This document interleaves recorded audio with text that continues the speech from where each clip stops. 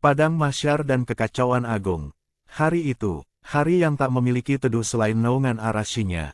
Matahari didekatkan sejengkal di atas kepala, keringat membanjiri bumi hingga setinggi mulut manusia. Manusia dibangkitkan dalam keadaan telanjang, kehausan, dan ketakutan yang mencekik.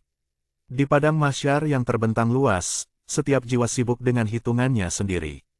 Nabi Adam berkata, "Nafsi, nafsi, diriku, diriku." Nabi Nuh, Ibrahim, Musa, Isa, semua nabi dan seluruh manusia berkata hal yang sama. Fokus mereka hanya satu, mencari keselamatan untuk diri sendiri dari kengerian hisab. Namun, di tengah hiruk-pikuk jutaan manusia yang kebingungan, ada satu sosok yang bergerak cepat, mondar-mandir, tidak memikirkan dirinya sedikitpun. Beliau adalah Muhammad Shallallahu Alaihi Wasallam, cahaya di atas cahaya. Beliau sibuk luar biasa, sibuknya seorang ayah yang kehilangan anaknya di kerumunan besar.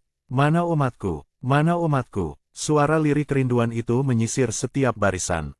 Beliau mengumpulkan umatnya, memanggil mereka satu persatu, wajahnya dipenuhi kekhawatiran yang melampaui batas lelah. Sujud panjang di bawah arasy.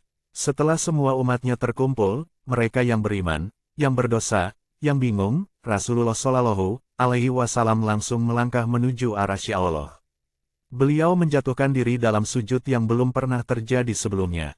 Sujud yang bukan lagi hanya penghambaan, tetapi permohonan yang tak terbatas.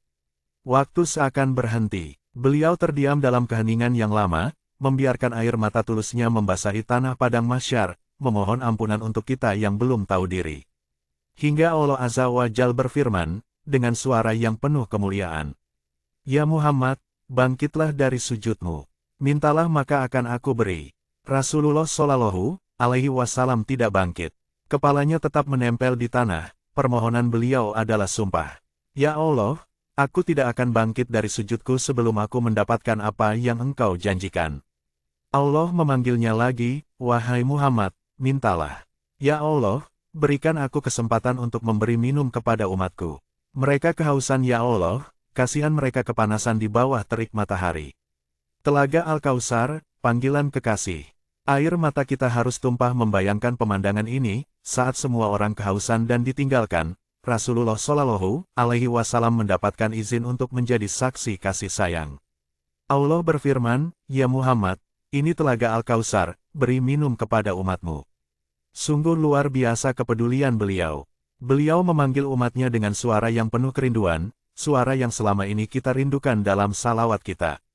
"Wahai umatku, wahai umatku." Beliau berdiri di tepi telaga, cangkir di tangan, menyambut kita satu persatu, mengobati dahaga kita, menenangkan ketakutan kita, mengenali kita dari bekas wudhu yang bersinar. Firdaus tak tersentuh senyum. Setelah tugas mulia itu selesai, Allah Subhanahu wa Ta'ala menunjukkan kepada Rasulullah Shallallahu Alaihi Wasallam gambaran surga Firdaus. Tempat tertinggi, termulia, yang sudah dijamin untuk beliau. "Ini Firdaus, ini surgamu wahai Muhammad." Di hadapan nikmat yang tak terbayangkan itu, Rasulullah Shallallahu Alaihi Wasallam tak tersenyum. Beliau tak tergerak, firasat beliau hanya tertuju pada satu hal. "Umatku di mana ya Allah? Ini Firdaus. Umatku di mana ya Allah?" Mereka masih di padang mahsyar. Beliau langsung keluar dari surga, meninggalkan keindahan abadi itu, kembali ke padang mahsyar, mencari kita, melayani kita, memastikan kita aman.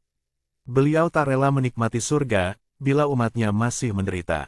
Di ujung Siratal Mustaqim, doa penyelamatan.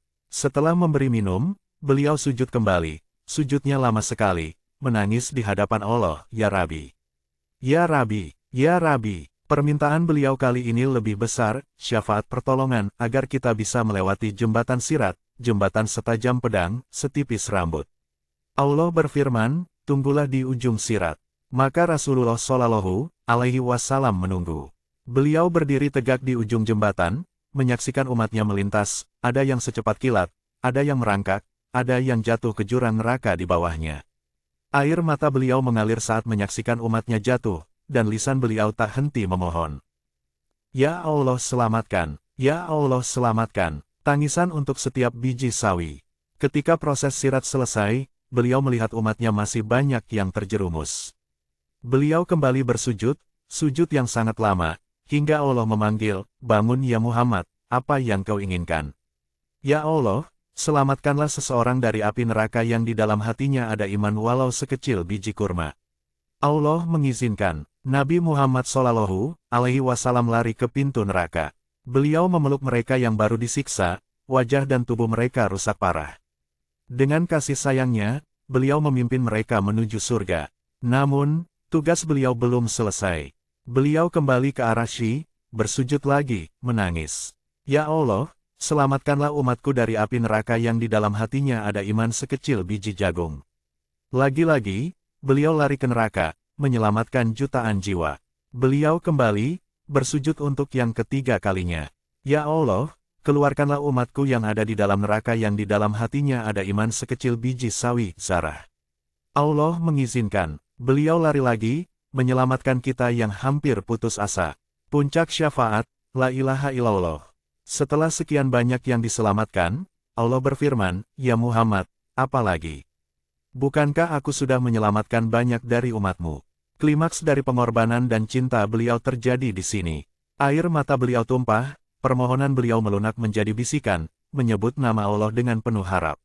Ya Allah, demi kasih sayangmu yang engkau miliki, selamatkanlah umatku yang mereka tidak punya amal, kecuali hanya mengatakan. Hanya dengan modal kalimat tauhid murni, kalimat yang mengikat kita pada janji pertama. Kata Allah, aku izinkan. Rasulullah Shallallahu Alaihi Wasallam lari lagi ke neraka, menyelamatkan kita semua. Beliau tidak istirahat, tidak tersenyum di Firdaus, hingga kita semua mendapatkan kesempatan terakhir. Dialah Muhammad Shallallahu Alaihi Wasallam, kekasih yang tak pernah lelah memikirkan kita. Syurganya adalah kita. Marilah kita basahi lisan dan hati kita, membalas sebagian kecil dari cinta dan kerinduan agung beliau, dengan bersalawat. Allahumma salli ala Muhammadin wa ala ali Muhammad, As-Sadiq al-Wa'd al-Amin, Syafiana Yaum al-Qiyamah.